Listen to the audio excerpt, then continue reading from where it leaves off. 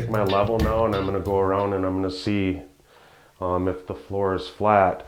And I already went around and I did this, and I really don't have any spots that are not flat. It's all pretty good. So I just went around and I just did this just like we do with the walls. And not just this way, but you also want to go this way and see. And if you find any spots, if there was like a hump right here and the level was flat there and flat there, but there was a dip there, you would just mark a line. And then if it still went right there, you'd mark the line where it ended. And then if it started coming in right here, then you would just mark where it ends. And then if right there it was flat, then you'd come straight across.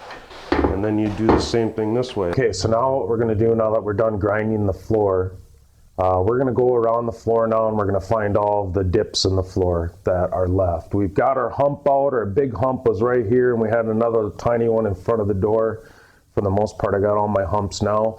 We can go around and find out where all of our dips in the floor are, and I'll still use the straight edge for that. And what I'll do is I'll do the same thing. I'll kind of go around with my straight edge, and I'm gonna draw lines where there's dips, and then those dips are where I'm going to concentrate my fill at right now. I'm not going to go throughout the whole floor again now. Now what I'm going to do is I'm just going to fill in where the dips are, and then we'll do our final coat after we get those dips taken care of.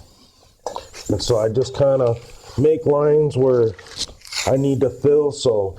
And I'll show you in a minute after we mix some fill up, but this will be one area right here where I'm just gonna come in and I'm gonna fill that and get it built up a little bit. I know that I need, not very much in this spot. It's about 1/8 of an inch, so I'll just write that right there so I know that's about how much I need to put down on the floor. My hump is gone, but I do got a nice little dip back here now where the hump ended right here. Now I got a dip right here that I got to fill in.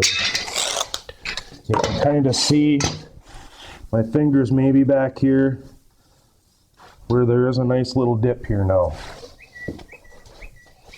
This one's about 3/16, almost 1/4 of an inch, so I'm going to write 3/16 right there. Just so I got a really good idea about how much I need to put in there. And then we'll just keep going throughout the whole floor. So if I bring it back here and now it's all flat all the way, I know that this is the area that I need to fill in, and then just kind of figure out how deep it is by using a pencil and marking it with another pencil. So if you had a spot that was right here, and let's say that right here is where the straight edge where the hump was. So after you mark it, then you just measure to see what it was, and if it's 1/4 inch or if it's less, just use that size notch of trowel that you have.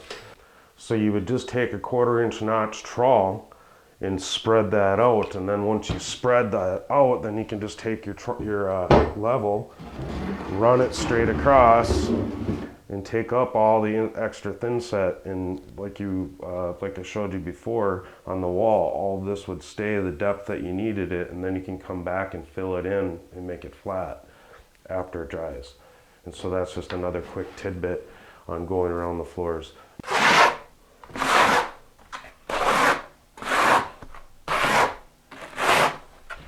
So now you see how I spread that out. I got some pretty decent tracks there. And I'm just going to come across it.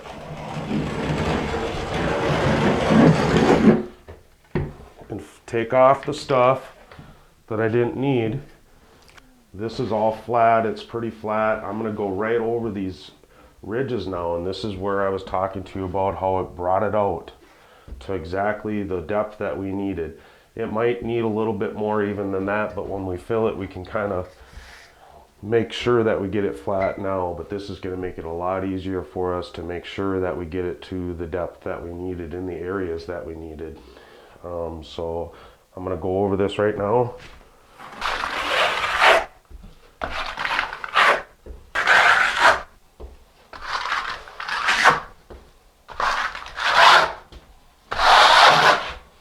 And that's basically what that's basically all you do now. sometimes in these joints where you have the plywood that comes together, you'll get little humps.